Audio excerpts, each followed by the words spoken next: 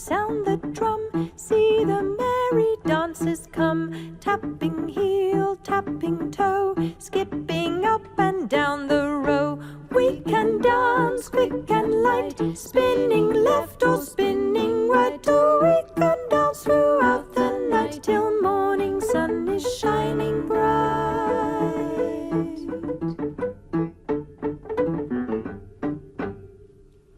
Our process is basically just goes like this. We come in, we have a chat, which we did at the water, and then we take...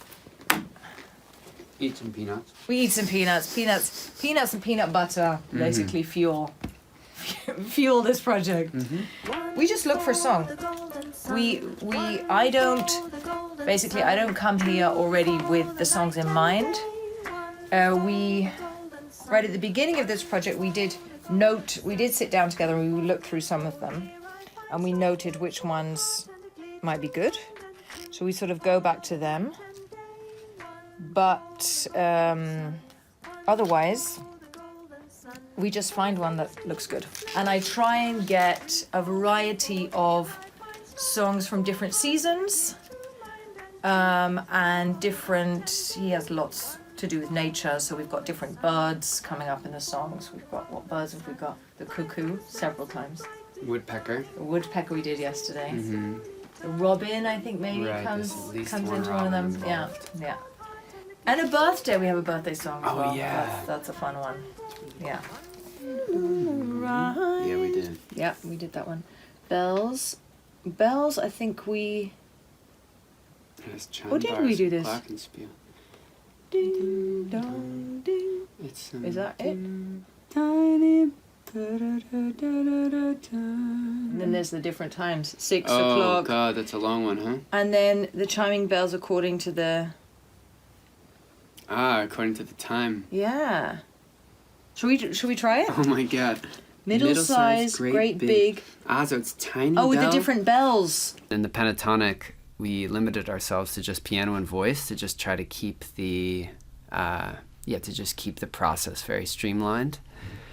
Especially that they're going to be used to teach teachers these songs that have literally never been recorded before. That's one interesting thing about these is that there just are no recordings of the pentatonic songs. So these are the first ones.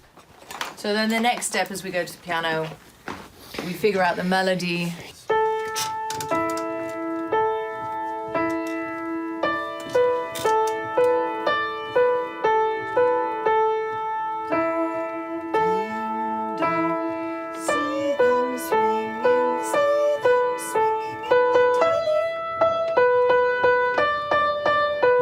Tells the time at every hour. Tell me what the time is. It's 6 o'clock. Ding, ding, ding, 4. So this is the other thing we do. Often they're pitched very high because small children, that's the range that they're comfortable with. Small children sing higher than adults. So Peter Oram has pitched them all extremely high, and so even I, as a trained singer, find it hard to get up to this E. Right. So we've been pitching them down. Most of them we've been pitching down a little bit, depending on how many E's there are.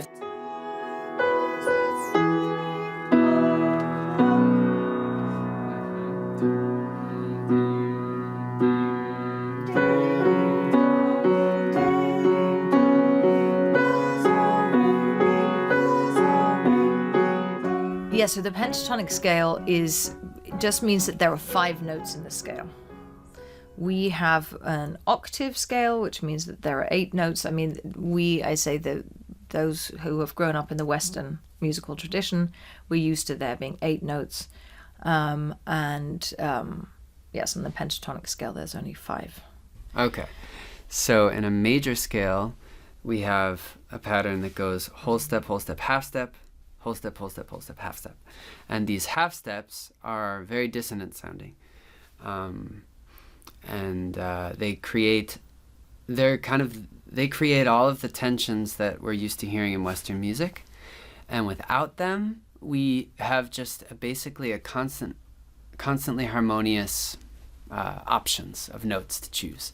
You can't really play or choose a bad note in a pentatonic scale at any given time. You can play any of the notes together, and there's no dissonance to it. But it also not extreme dissonance like this or this.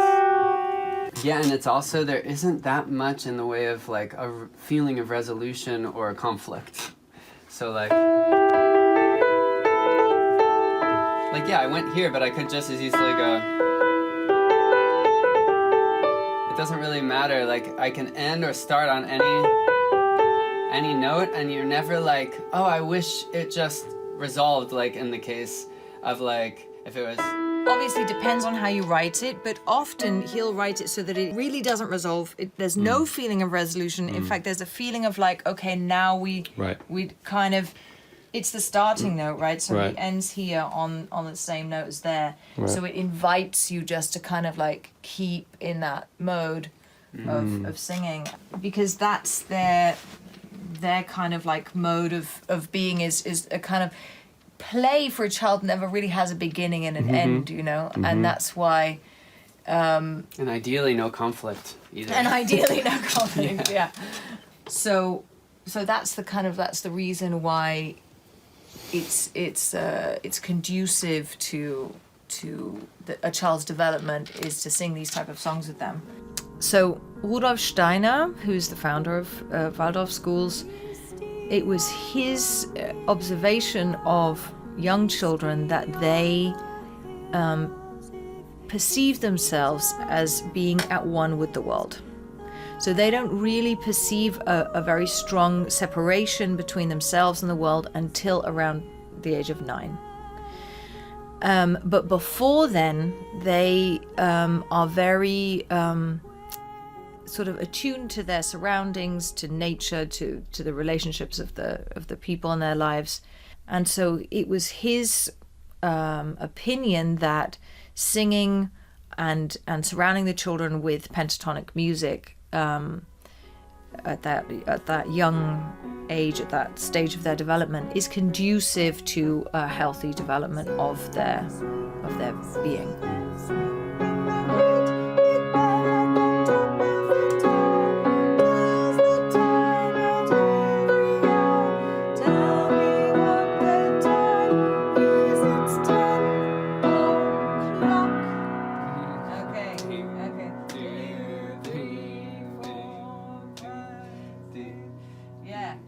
That's nice, right? I like that.